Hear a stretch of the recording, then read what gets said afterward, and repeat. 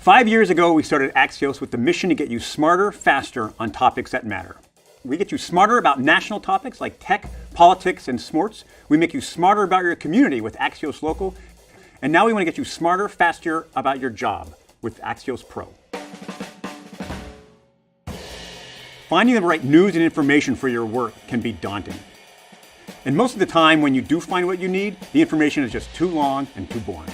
You should be using your time to make decisions, not sorting through noise. Axios Pro is here to help you make smarter decisions faster. Our deeply sourced reporters will give you actionable intelligence that's delivered in a way that's quick and easy to read. No fluff, just the good stuff. With Axios Pro, we're going to focus on the industries that matter to you. Each industry will have its own dedicated team of resources and reporters who know these industries inside and out. Every weekday will bring you important information and analysis that you can't get anywhere else. And guess what? This is just the beginning. Start your free trial at AxiosPro.com.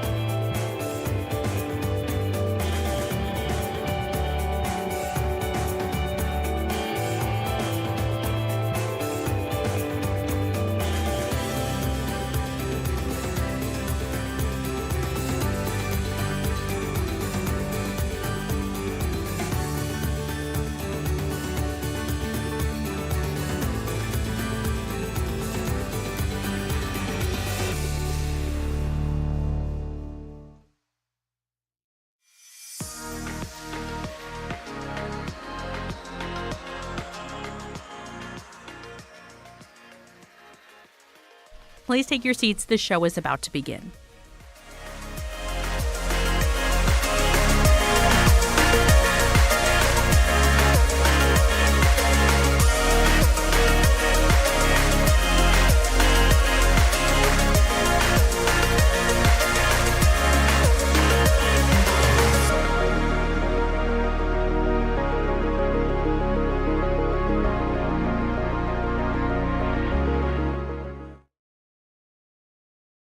Every day, every single day, things are happening in the world of deals and deal makers. And there's never enough time to keep up with every company, transaction, announcement, or whatever. It's just exhausting. And we have a new product to help fix that. This is Axios Pro Deals, a new premium subscription product bringing you tailor-made insights like never before. For the last 5 years, Axios has helped deal professionals navigate the whole deal landscape with Pro Rata. With Axios Pro Deals, we're diving deeper into the industries that matter most to you.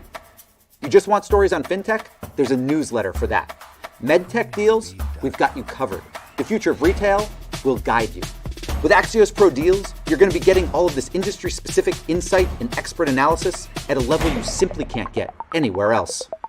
So if you're a venture capitalist, private equity investor, banker, trader, founder, executive, anyone who cares about deals, Axios Pro is what you need to help you understand what matters and why.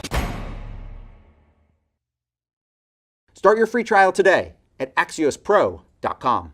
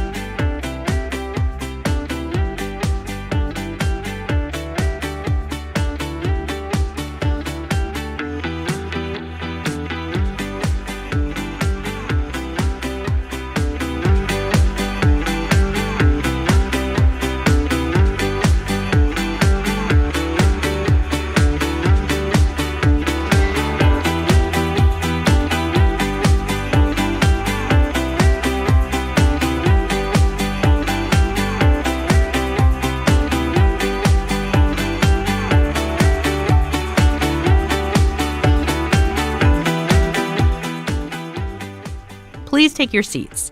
Axios Local's Community Solutions Combating Environmental Injustice is about to get started.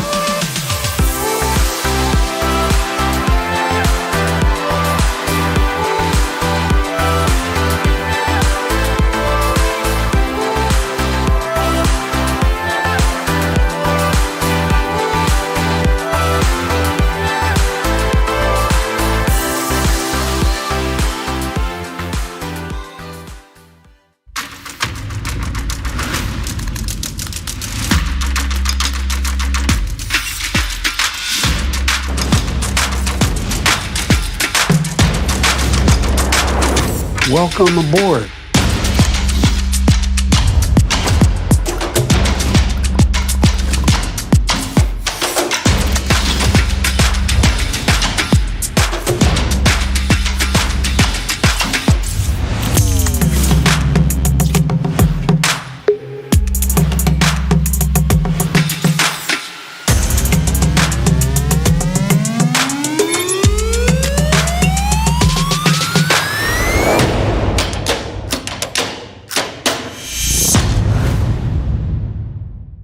Please welcome to the stage Axios Local Managing Editor, Delano Massey.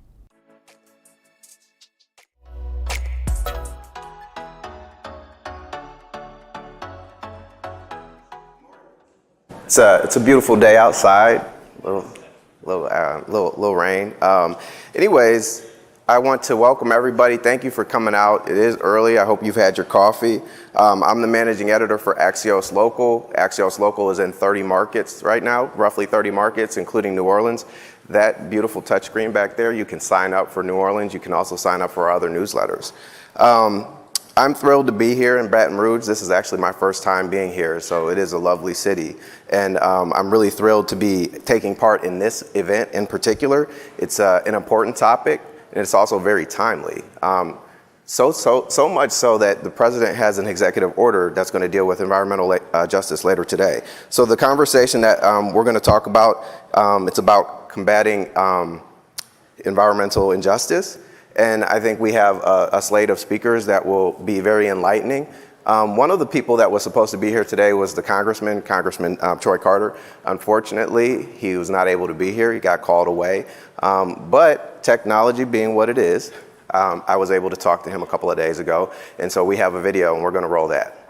And then I'll come back because I don't really want to watch myself on TV. Thank you for joining us, Congressman Carter. Thank you very much. Happy to be with you. Good. I want to just really get into this and have a really good conversation with you about some of the things that have been happening in your district. There's a lot of history that's here too. And so for people who might not be familiar with some of the things that you're facing, I thought it would be really good for us just to kind of start things off by talking about the environmental threats that are facing your district, that are facing Louisiana's 2nd congressional district. To give us a brief history lesson of what that district looks like, what are the threats that you're seeing in this area, and also why does it have this nickname of Cancer Alley? First of all, let me begin by thanking Axios for creating such a forum, giving us an opportunity to have a frank discussion about the reality of life in the shadows of many petrochemical plants or heavy industrial areas, areas that have historically been the path of least resistance. Establishing these plants in areas in underserved communities has been a real problem. So having this opportunity and having a corporate titan come to the table saying, we want to learn more, we want to be better, we want to expose these issues and create partnerships to make it better. We've had incredible community people like Rise St. James and Concerned Citizens and so many others that have been in the trenches fighting for, what everyone's entitled to: clean air, clean water, clean environments. So in my congressional district, LAO2, that mantra that you mentioned of a compilation of some 150 petrochemical and heavy industrial plants along the river between New Orleans and Baton Rouge, unfortunately also known as Cancer Alley, and a name that has been derived from the fact that so many people have been forced to be exposed to carcinogens that have been released into the air. And my position has always been that we have to coexist, and coexistence with communities and industry begins with and ends with, and everything in between, with making sure that we listen to neighbors, that we communicate and we provide safe communities where people are allowed to live freely and to enjoy their lives and to raise their families while participating in the economic opportunities of having industry in their community, vis-a-vis through taxation for schools and libraries and local government, but also good jobs that are in the community, not jobs that we see held by our neighboring states. It's no good for a local person to see trucks from Mississippi, Alabama, to speed out of town at at 5 o'clock at the end of the workday, and none of those jobs go to the very community that's there. It's no good to have industry if it's literally strangling the people that live in the community.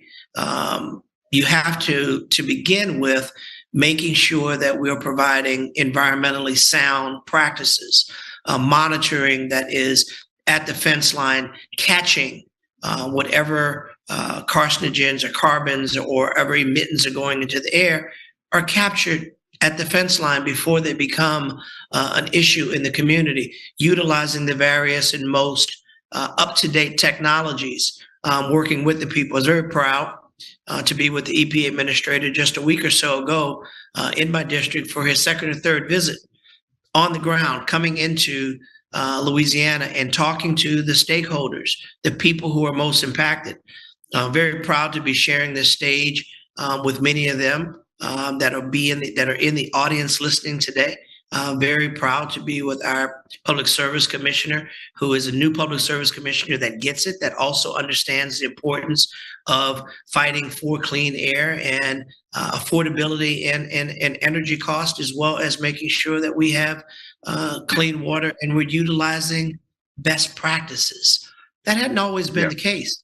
In the Trump administration, there was a removal of regulation and a step away from the necessity to have a robust EPA. Fortunately, we have that now.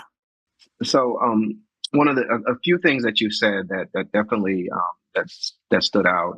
You mentioned air, and there's a challenge there. You also mentioned industry and how it's important. Like the sort of the crux of any city or any region, really, you have to have jobs, and that's going to be among the things that are necessary for an area to thrive, right? So you mentioned that this has been a problem for a while too. So this is historic, right?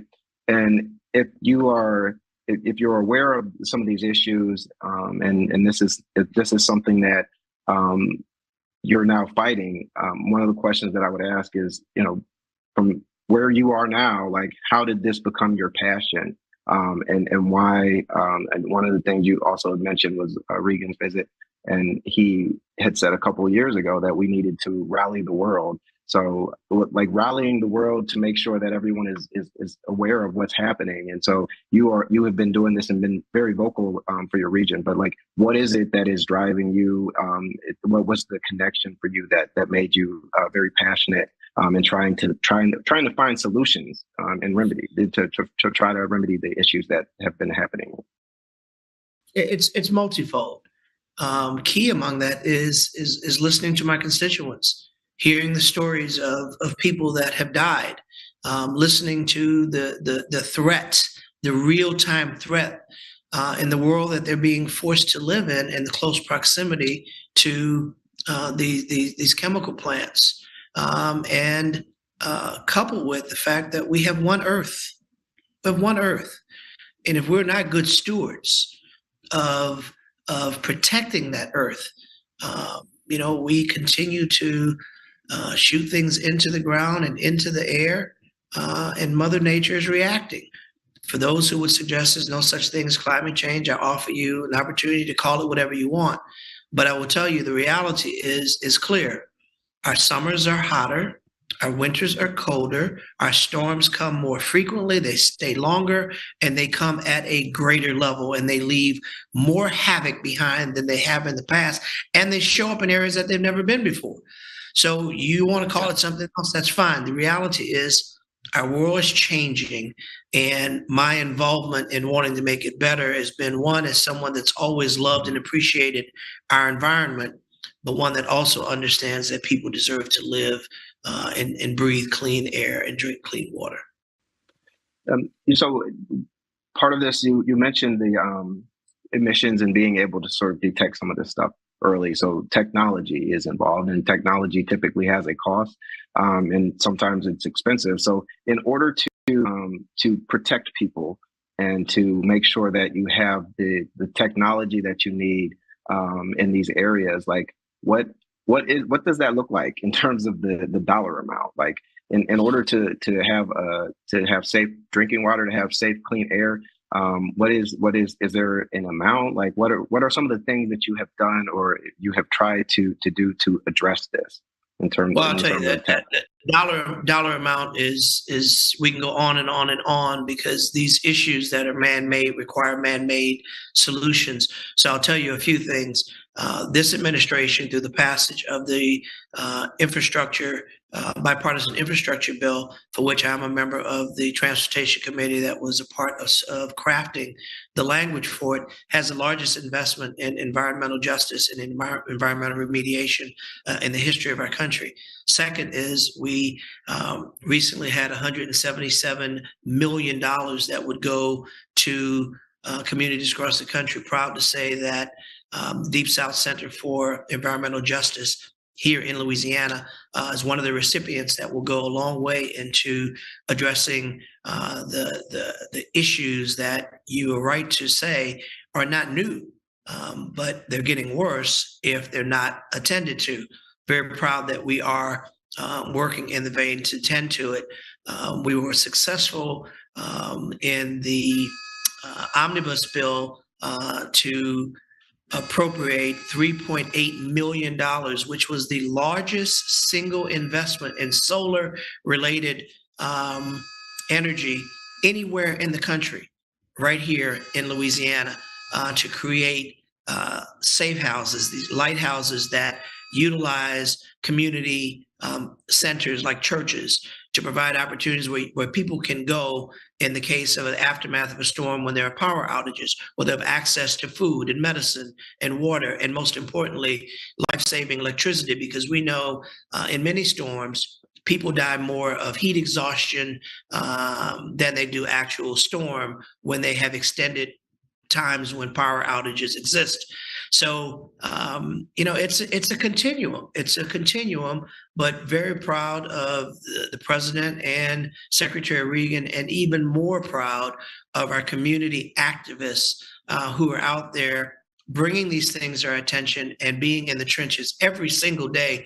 I applaud all of you who are in the audience today for the incredible work that you do and continue to do as our partners in justice to make a difference.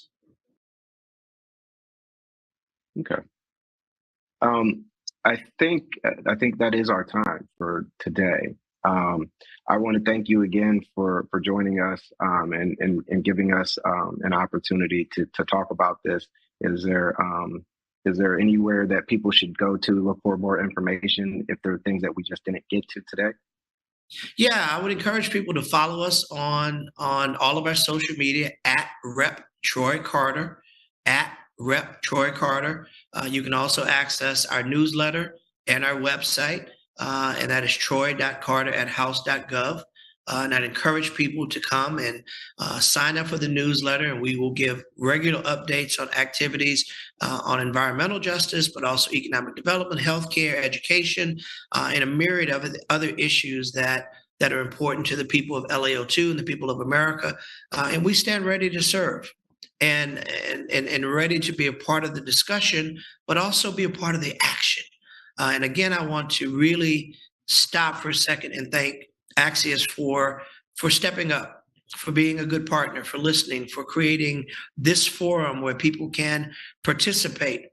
And I encourage and invite that we continue to do this, that we make this a part of a practice that we do from time to time, that we bring the community together to talk, but more importantly, to listen, and then after listening, acting. Coexistence is the order of the day. Making sure that communities are safe is a must. And I thank you guys for taking this incredible step to create this forum. And next, we have a View from the Top segment moderated by Axios publisher Nicholas Johnston. Good morning. Good morning.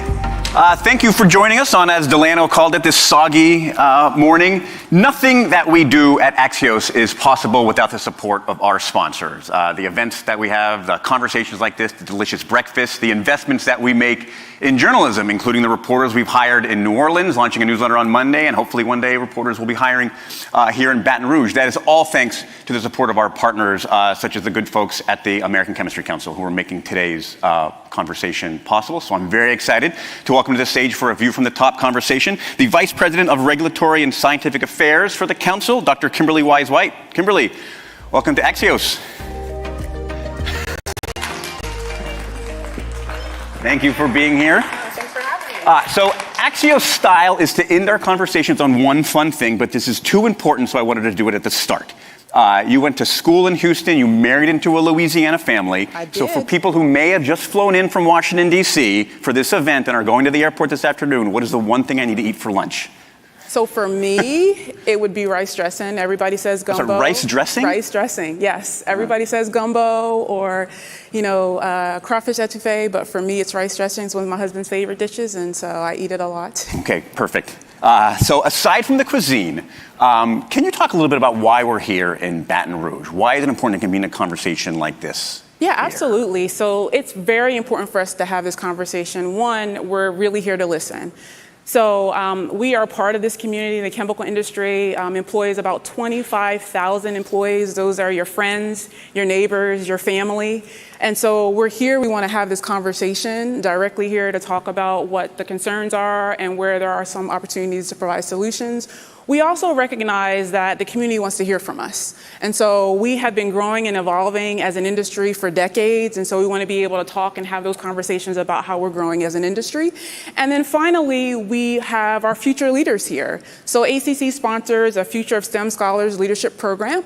And we have 30 scholars that are currently working and engaged directly and going to school here at historically Black colleges and universities, because it's really important for us to also make sure that we're bringing diversity into our companies by supporting students at historically Black colleges and universities. You mentioned hearing and listening. So I imagine on a conversation like this, maybe in this room, certainly on this live stream, or possibly critics or even skeptics of what you're saying.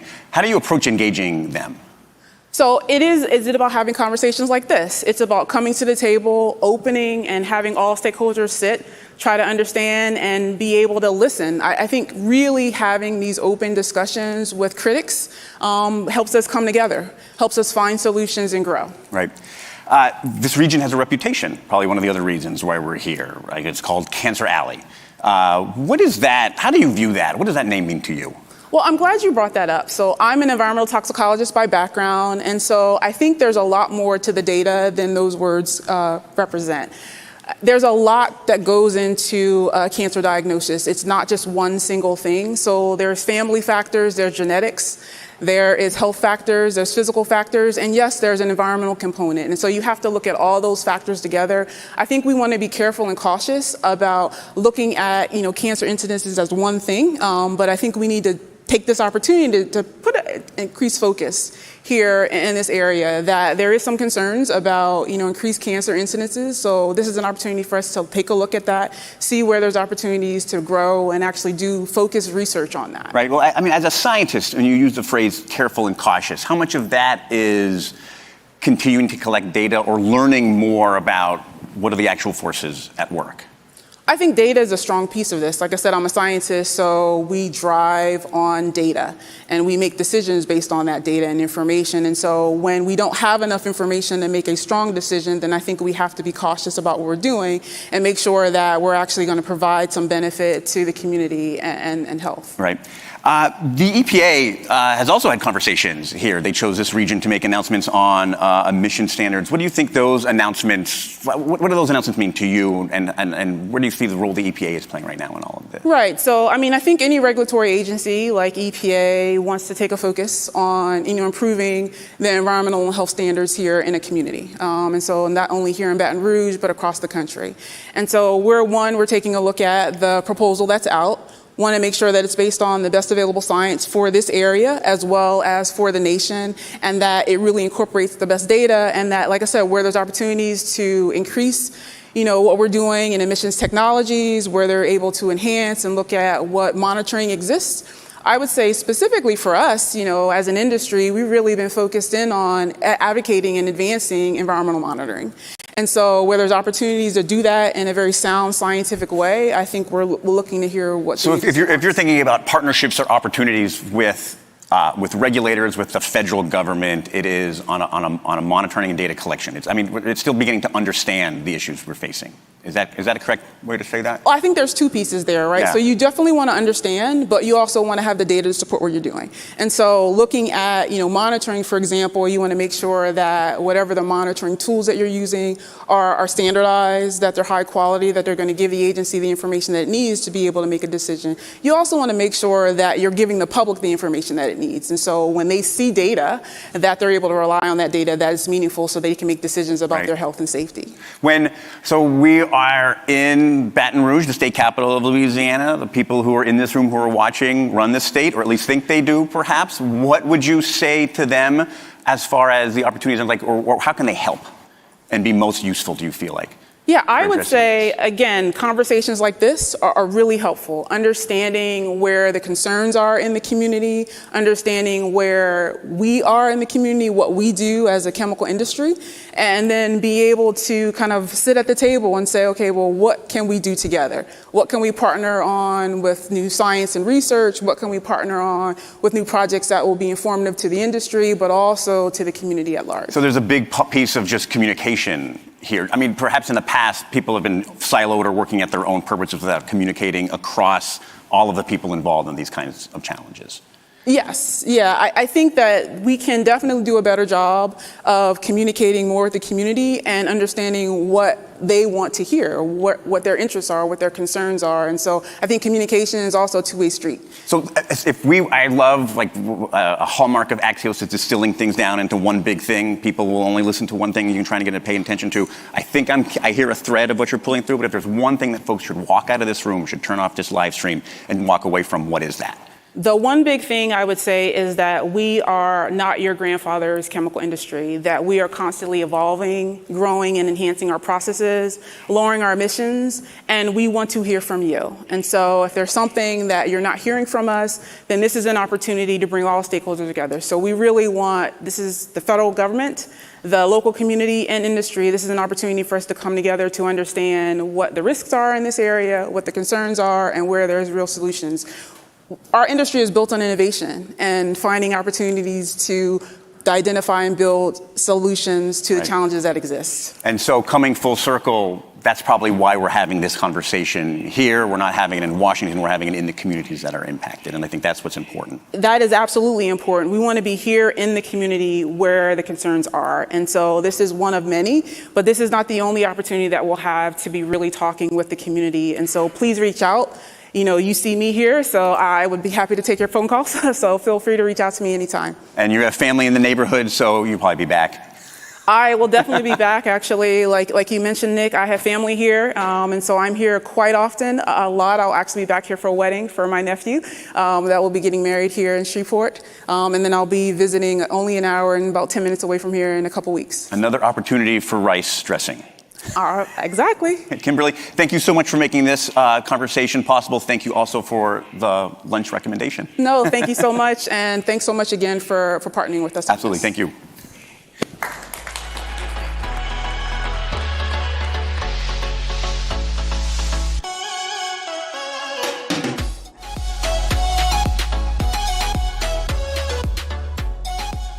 Please give a warm welcome to Axios local New Orleans reporter, Carly Colath-Wells.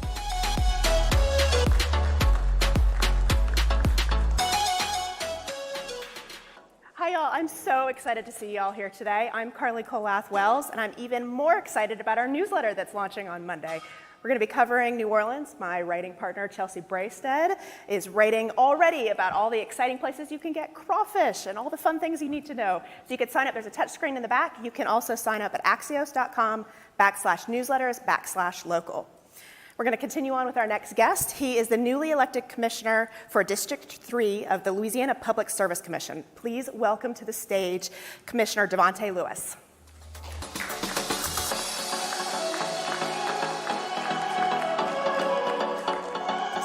Thank you. Commissioner, thank you so much for joining us. Thank you. today. Thank you for having me. So, Louisiana, we are in we're in a transition right now. Right. Moving from oil and gas, where we have been for many years, looking toward green energy, clean energy, alternative energy sources. What do you think are some of the opportunities that we have in Louisiana in this sector? Well, yeah, I mean, I think the opportunities that Louisiana really has is how our solar community is booming. I mean, when we think about projects in the queue, solar is really an opportunity where Louisiana can lead. We are seeing some of the migration from Texas as some of their policies and rules change. That is really bringing investments here to the state. And so when we think about diversifying our grid, it's not just about renewable energy for the sake of renewable energy. This is economic opportunity for communities that have been left behind for so long. And so I'm really ecstatic about where we're seeing solar going, the possibilities of offshore wind as that technology is developing and the price is coming down, and ways that we can incorporate other things that we know work, like battery storage, which I think is going to be very important when we talk about communities who are in hurricane and disaster-prone areas. And so I think this is an exciting moment. I think we're in an evolution and a revolution right now, and we'll see where we go over the next 10 years. So what do you think are some of the challenges as we transition, especially in communities of color? Yeah, I mean, I think first one of the biggest challenges is that we have to talk about logistics of how people's lives work and make sure that, as we move towards renewable energy, that it is affordable. Because one of the things we do not want to do is make the same communities that we say have been harmed by emission standards and by our dependence on fossil fuel now are having even higher bills because renewable energy is not affordable. One of the examples that I use about when I say that we have to match our green future with the logistics of life is let's talk about electrification. For example, in the city of New Orleans, if you are trying to access all of the available jobs by a car, you can do it with you can access 96% of all the jobs in New Orleans by a car. If you are relying on RTA, public transportation, you can only access 7% of all the jobs in 30 minutes. And so when I talk about that, it's one thing to say, let's change RTA's fleet to electric buses. But if we are not actually working with government to make RTA more available to communities to access it and to do the things that they do in their life, that switch to electrification is not saving us anything. And so we have to be very concerned about making sure that we're centering people in the transition, and that's why I always talk about a just transition. Not just a transition for transition's sake, but how do we do it justly so that low-income communities, black and brown communities, are not left behind, are not saddled with more debt because of that. So what are some solutions for that? I mean, it costs money to put in solar farms, it costs money to buy new buses. How do we move forward without having the ratepayers and the customers pick up the bill? Right. I mean, I think we are seeing significant investments that the federal government has made in the Inflation Reduction Act. And we're going to have to be very diligent in working with local governments to apply for funding that talks about hardening the grid, that talks about battery storage, that talks about microgrids, that talks about rooftop solar. Community solar, I think, is one of the most important things when we talk about here in Louisiana. We have a significant amount of the population that doesn't own their home. And so we need to be incentivizing apartment complexes and also landlords to invest in solar because of the reduction. But I think some of the other places that we have to talk significantly about is energy efficiency and weatherization. One of the biggest reasons Louisianians see such high bills is not because of the rate of energy. Our rate of energy in Louisiana is relatively low. But it's what we call the energy burden, the energy cost. And that's because it takes, as you know, it's hotter here in the summer. It's sometimes cooler here in the winter. And because homes are not weatherized correctly, they're not insulated well, it is costing people more and more to keep their homes cool or keep their homes warm. And so we have to be using all of these money and then also looking for state investment to ensure that we are doing everything we can to keep people's energy low. Because we know, for me, as a regulator, I always say that I believe utilities is a human right. And that's a very different metric than I think we've applied to it before, but it gives us a new vantage point of what we're doing.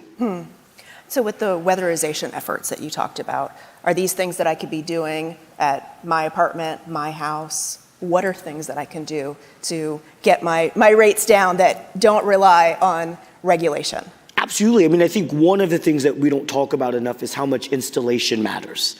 So making sure that you are going up in your roof and checking to make sure that the installation is still good on a timely basis really reduces your energy usage. You can also talk about the switching of light bulbs, LED light bulbs. I was at visiting a smart home in Houston a few weeks ago, and a regular light bulb, when we put the thermostat on, was about 186 degrees. That LED light was about 73. So when you're thinking about the lighting that you're using in your home, if your home and your windows are not insulated correctly, or there's those cracks, and you have these very high usage light bulbs, that means there's more energy you got to use. And so we are working at the commission to improve our energy efficiency rules, working with the utility companies to put harder rules for energy efficiency. But I think those are places where people can step up and just make sure that we're catching issues with your AC unit before they become significant problems.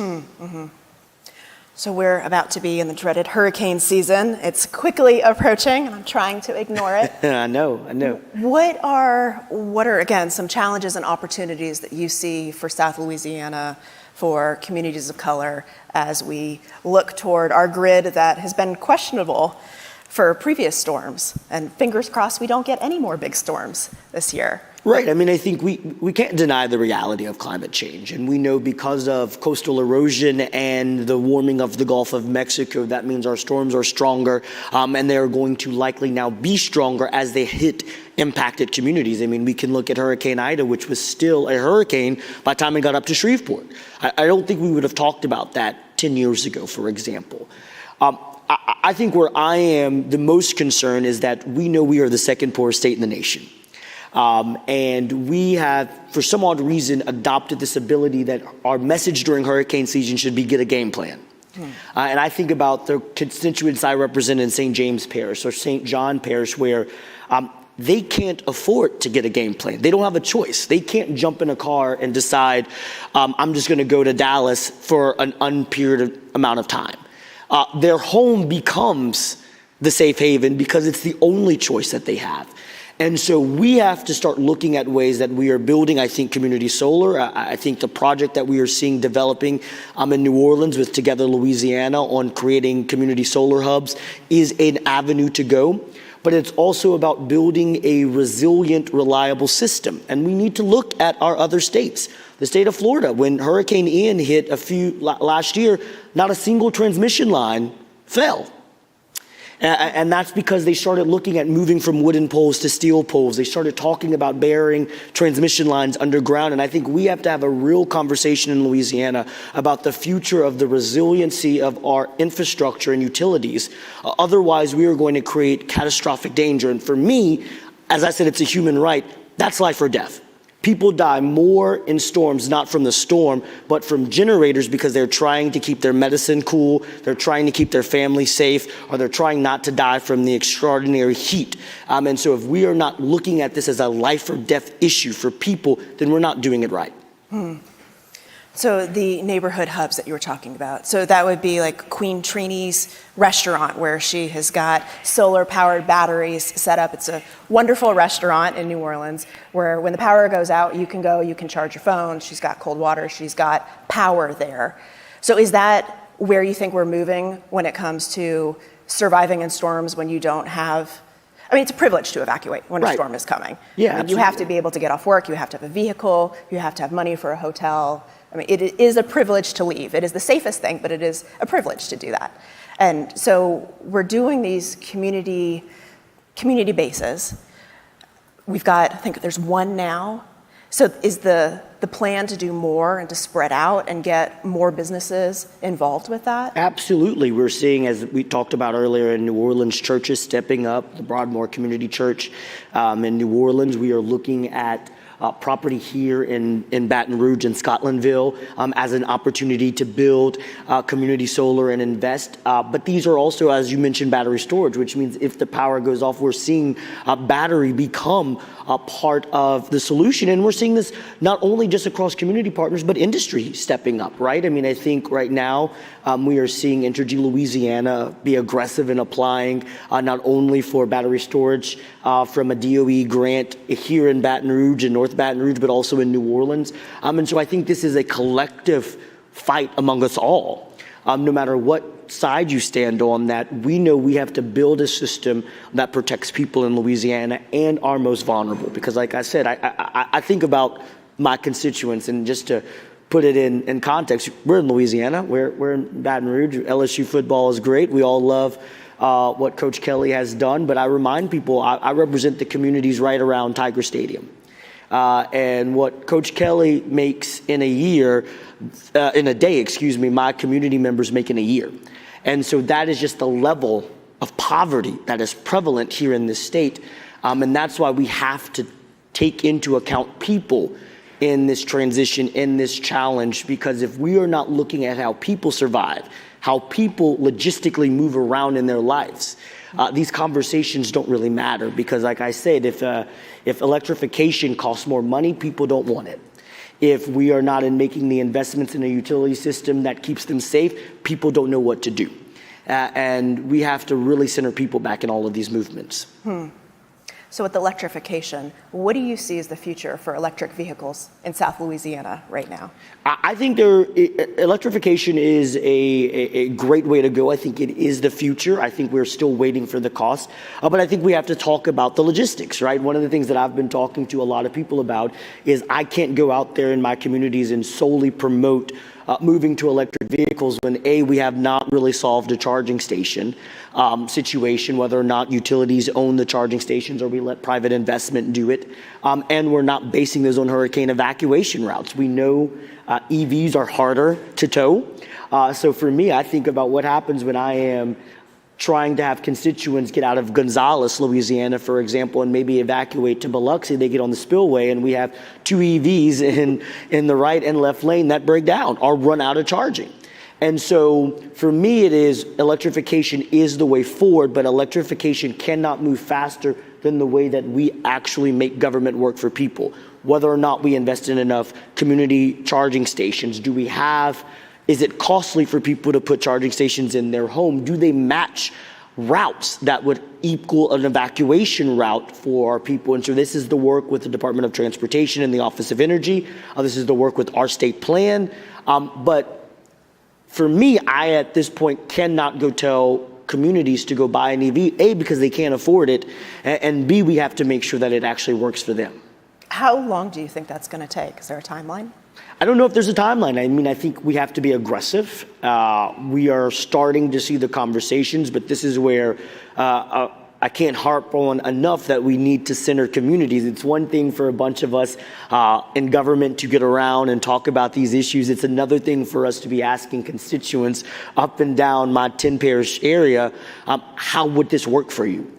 I mean, it's great that we are seeing in the Inflation Reduction Act the $7,500 credit for an EV, but that means communities have to have that money up front to get the tax credit. So it is how policies sometimes do not match the reality of people. My constituents don't have the money to buy an electric vehicle right now and then wait for a $7,500 credit. So that means we're going to have to re-examine how we actually institute policy to meet our electrification goals. Commissioner, I wish we had more time, but we're going to have to leave it there. Thank you so much for joining us this morning, and we're going to make room for the next speaker. All righty, thank you. Thank you.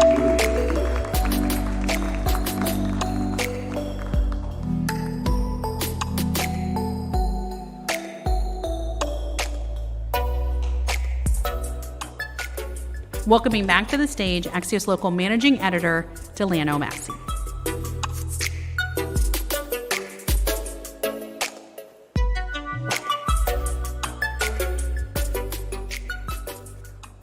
All right. You guys enjoying yourself so far? Very cool. So our next guest is a major voice when it comes to local issues around planning, resilience, and climate change. Please join me in welcoming to the stage the President and CEO of the Center for Planning Excellence, Camille Manning-Broome.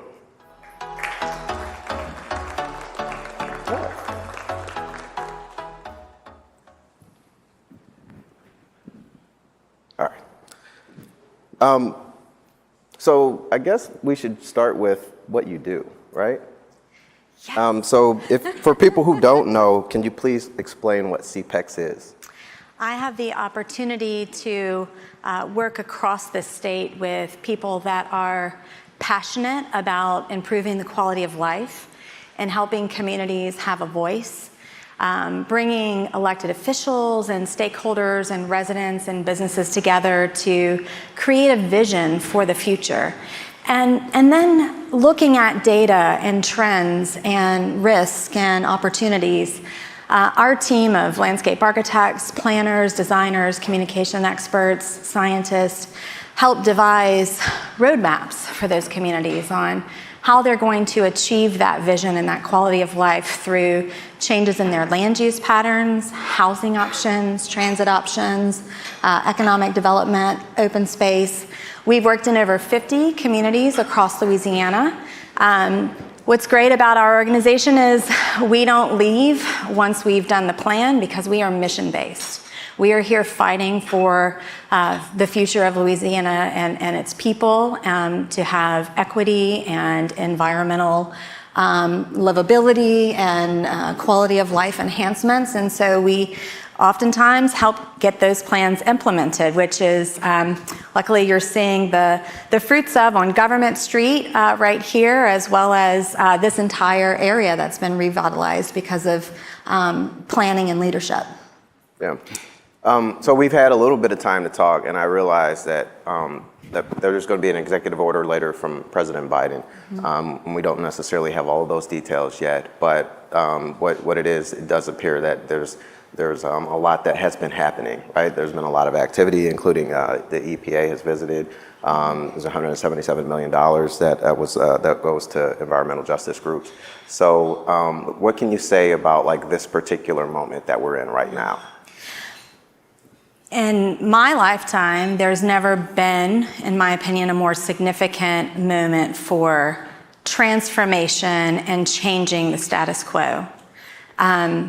We have to ensure that everyone has a seat at the table, that we do not repeat the injustices and harms of the past, that we evaluate how we are thinking about our energy future, how we are thinking about our communities' built environment, and we have the resources within the Infrastructure Investment and Jobs Act and the Inflation Reduction Act, as well as others, to really bring those resources here to Louisiana. They're out there, whether or not, I mean, you want them or not. And so we need to compete for them, and we need to make those changes to our infrastructure and our built environment, but we can't do that without ensuring that everyone has a seat at the table. I'm going to ask you more about that table. So everyone needs to have a seat at the table. That certainly means that there's some people who have been left out, and probably historically speaking, that's the case too. This is not some of the issues that we're talking about. They're not new. Yeah. Like this is something that has actually been part of the history. We're more aware, perhaps, and that requires more responsibility. So when we talk about like who doesn't have a seat at the table, who are we talking about in these communities? So your zip code is your biggest determinant of your life expectancy. So I can look at your zip code and tell you what your life expectancy might be. And those disparities are pretty stark when you look at people of color. For example, Black men in Louisiana have an average life expectancy of 69.5, where the national average is 78.5.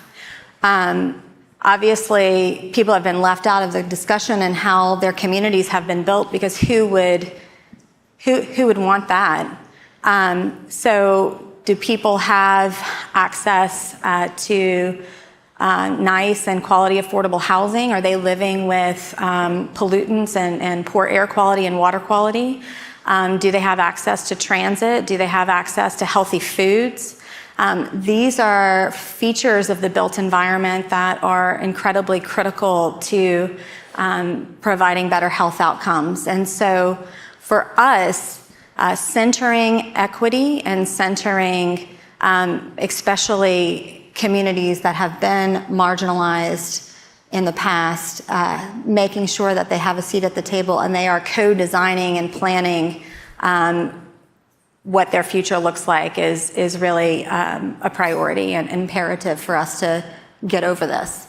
When you say livable, there could be a number of things, and a lot of the different things that you referenced, it's like these are core tenets that you need or pillars that you need to have in your society if it's going to be a thriving community, right?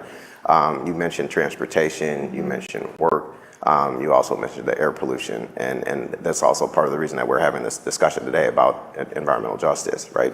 So, how do you ensure that somebody actually has a seat at the table then?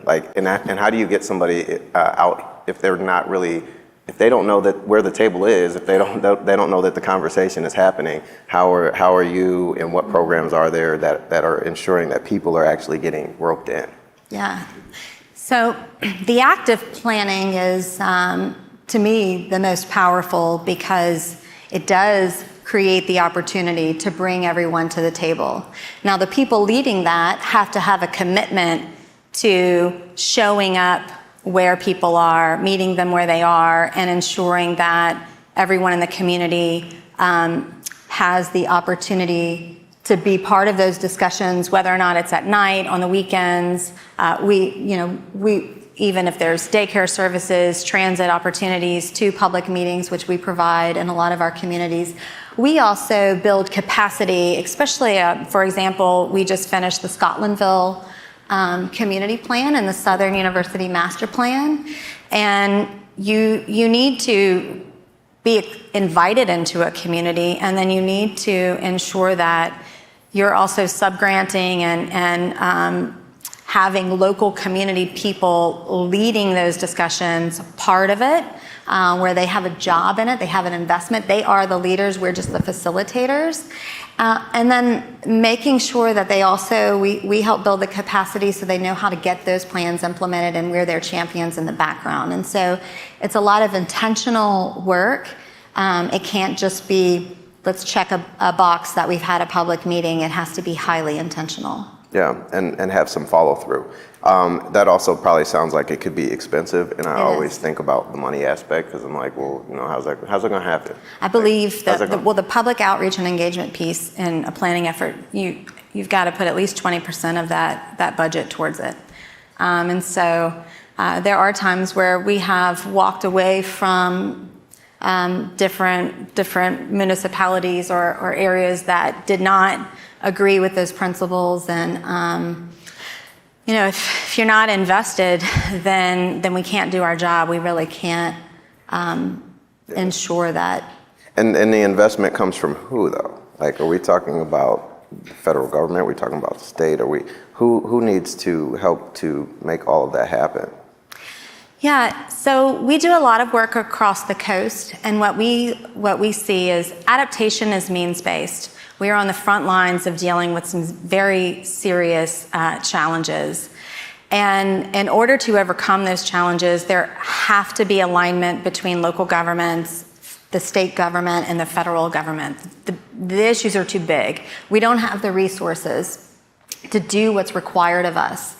And so this requires new thinking around governance structures and practices and policies and programs, which my organization works hand in hand at the state level, and we have made incredible progress, especially from this administration, on those things, where there is priority in ensuring voice and putting resources behind the engagement aspect of making sure everyone is heard.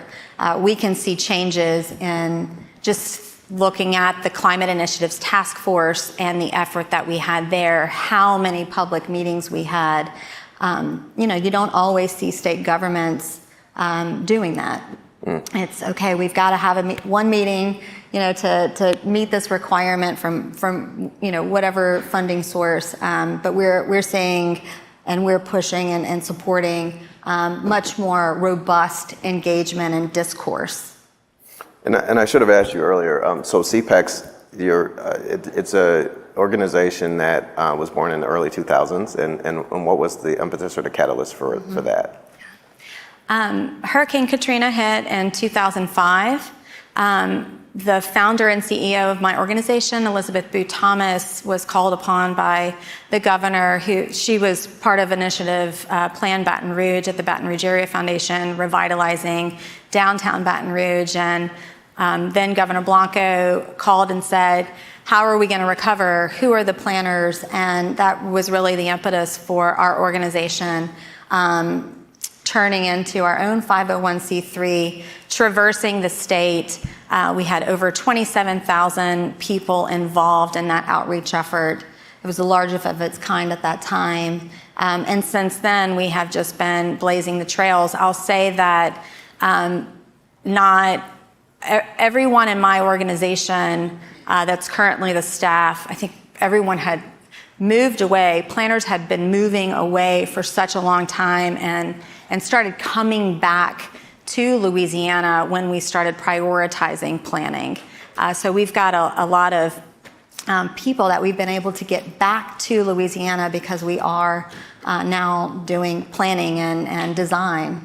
Yeah, and I think you had said earlier some of the things that you learned from then and what, over time as well. But now in this particular moment, you have said that this is a very important time period. This is a transformative moment for Louisiana, potentially a transformative moment for this country. Yeah. And why and what needs to happen in the next, say, 5 years. Yeah. The reality, and we've all been down to Grand Isle, I hope, and our coastal communities, and we see the amount of rainwater that we're getting at intervals when we don't even know. The climate change impacts are real. They will get worse. We know what the science is. We've known it for some time. We know what the sea level rise predictions are. We know what those impacts are going to be. And we cannot just continue with the status quo operations. We need robust, bold leadership and changes in basically how we're doing everything.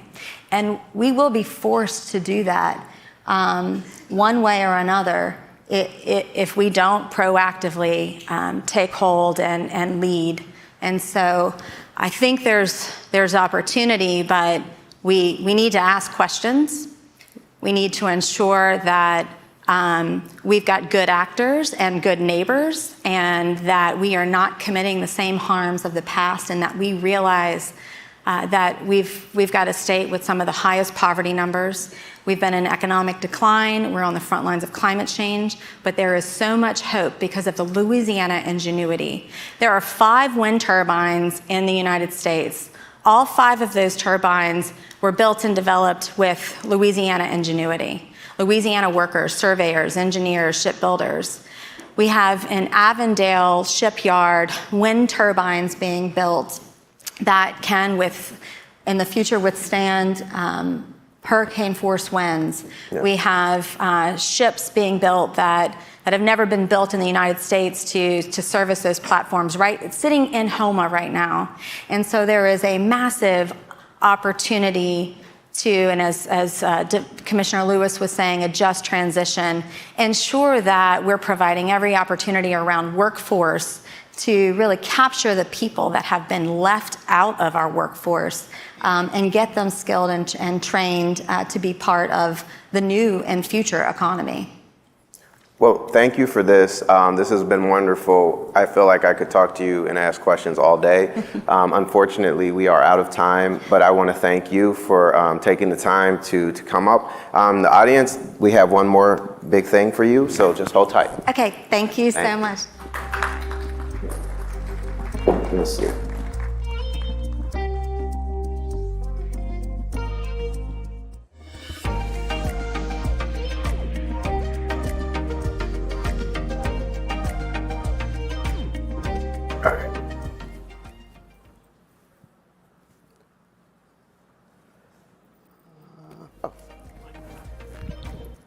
All right.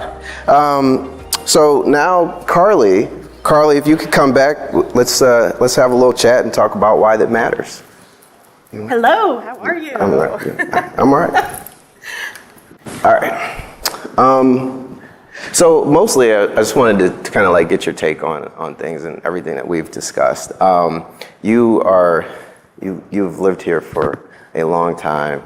I'm somebody who is just kind of visiting. I'm from Ohio, so I have thought a lot about this, but there was probably a lot more that we could have discussed. And I wanted to just kind of start with a thought, because there was whenever we talk about like living in a space, and you can't really leave, right?